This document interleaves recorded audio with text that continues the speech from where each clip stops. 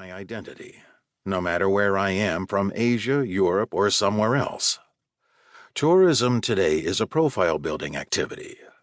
Travel destinations, and almost every place in the world has become a travel destination by now, provide resources for a profile-based identity, or profilicity.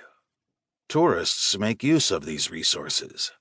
They generate identity surplus value out of the profile value supplied by the tourism industry. In tourism, concrete profile identity work consists in taking and posting photos. The taking and posting of images increases the profile value not only of the tourist, but of the destination as well. All participants can experience this creation of value as enjoyable. Apparently, our middle-aged European friend did not understand the joy of tourism under conditions of profilicity. Photo editing in the New Yorker. Producing images of oneself, of one's face or body, of one's activities or possessions, in order to present them to others is at the heart of profile-based identity work. Social media has allowed an unprecedented number of individuals to engage in this work at an unprecedented scale. The presence of social media in people's lives has expanded explosively. Millions spend several hours each day interactively participating in the merging roles of producer and audience. As a consequence, photo editing apps have become exceedingly popular. They are an important tool for manufacturing profiles, and thus profilicity. At the time of writing, the Chinese company Meitu, meaning beautiful picture, produces some of the most commonly used image editing apps in East Asia. According to Jiang Fan in a New Yorker article published in December 2017, Meitu's apps generate 6 billion photos a month. Fan goes on to describe in detail China's selfie obsession, as her article is titled.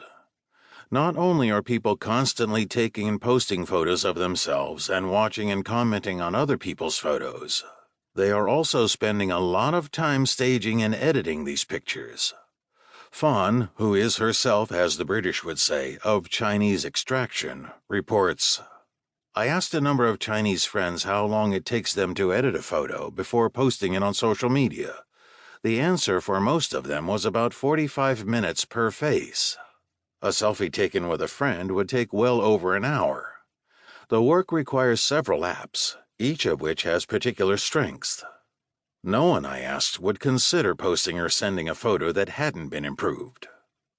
The article goes on to accurately relate the preoccupation with taking and presenting selfies in East Asia to a flourishing cosmetic surgery industry and a widespread and intense celebrity culture.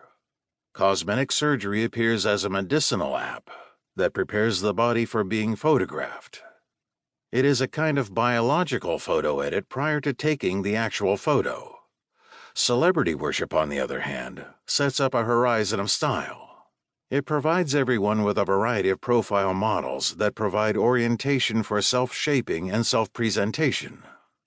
As the term obsession in the title indicates, the New Yorker article clearly regards the preoccupation with the presentation of self-images as pathological. The Chinese, it seems, are crazy, and they are not only borderline out of their minds, but also morally wanting. Fan launches 2 ethical criticisms against them. First, she depicts the intense interest in selfies as a form of narcissism, as a vain overindulgence of one's own image and an unbecoming fascination with one's beauty. Second, she regards China's selfie obsession as an indication of a lack of individuality and authenticity. She illustrates her criticism by relating a story about a corporate event at Meitu that she attended.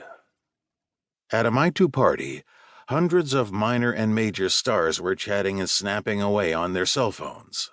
Meanwhile, Fan, with her critical eye, reflected on the situation. Her disapproval of the bonfire of vanities she witnessed there is symbolically expressed in recounting the following scene.